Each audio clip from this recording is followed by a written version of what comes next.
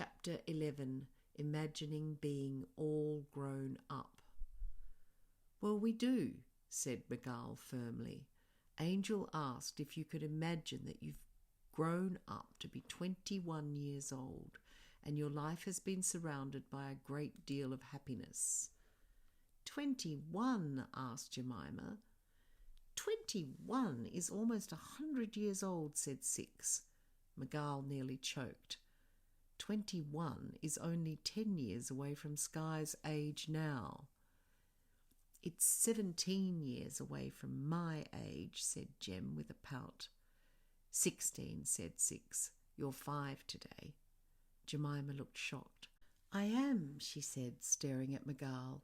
I felt angry with Miguel. Why was he being so matter-of-fact? And then I worried. What would Jax and Blizzard think? I'd been into the Black Pond, and yet I was still so full of anger. I gathered my emotions and decided to answer Miguel's question in the best way I could. I suppose if I'd had a lovely life, I'd be healthy and happy. I didn't want to say anything else. Healthy and happy, said Miguel. Is that all? Isn't that enough? Miguel looked surprised. Of course, but I wanted you to get the most out of the questions. They're stupid questions, said Six, looking cross.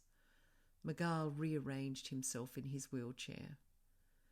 Just imagine what you would feel like if your life had gone well, what you would be like, how you would behave if none of the horror had happened. I stared at Miguel and he stared steadily back. Jemima whispered, I think he wants to help us. I looked down at her. Do you? Jemima nodded. Miguel said, I do want to help. All right, I said. I still felt fierce. I squinted and started to think about the question. For a start, I wouldn't be afraid all the time. I'd feel safe and I'd be dignified. I wouldn't know what it's like to be laughed at or picked on, and sometimes to become so anxious that I act strangely.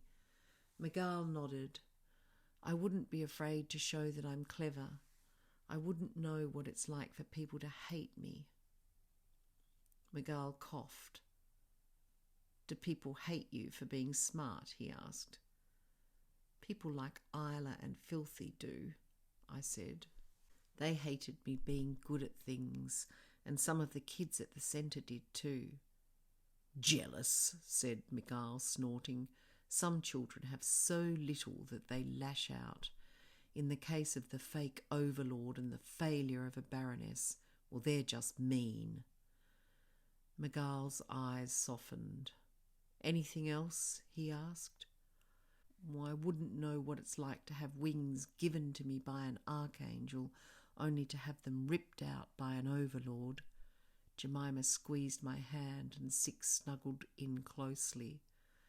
That would be a start, I said, frowning. Miguel nodded. Is that all you're going to do? I asked. Nod. Miguel stared at me. What would you like me to do? Look sad, maybe? Say you're sorry about it? Miguel continued to stare. Would that make it any better?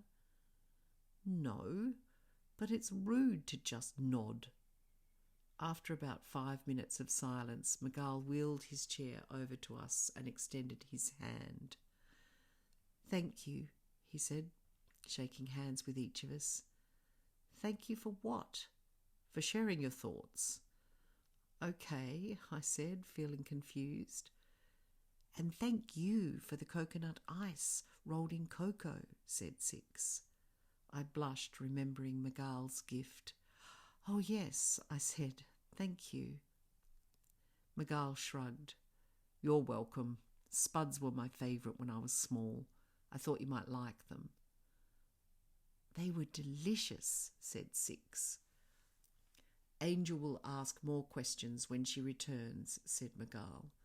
For now, come and have some cake. It is your birthday, after all. I felt confused. Is that the end of the questions? Yes, said Miguel. It helps to have a trial run. Angel wanted you to have time to think about the questions, to get comfortable with them, to resist a bit, maybe even get a bit angry. Having a trial run will make your session with Angel much better.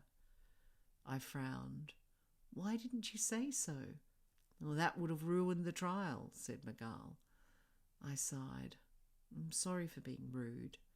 No harm done, said Miguel. I'm still sorry, I said. Forget it, said Miguel. It's time for a birthday feast. We all tried to jump up to follow Miguel, but our heavy armour weighed us down. 1, 2, 3, yelled Six.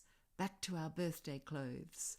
Jemima and Six were dressed in their midnight blue gowns, and I'd reverted to my indigo tunic with dark red trousers. And all of us had a golden birthday crown instead of a helmet. We felt much lighter. Six and Jemima squealed as Miguel led us outside onto a long golden pontoon which floated from the house across the lake. A table was covered with all sorts of birthday food, and we could see our friends all smiling.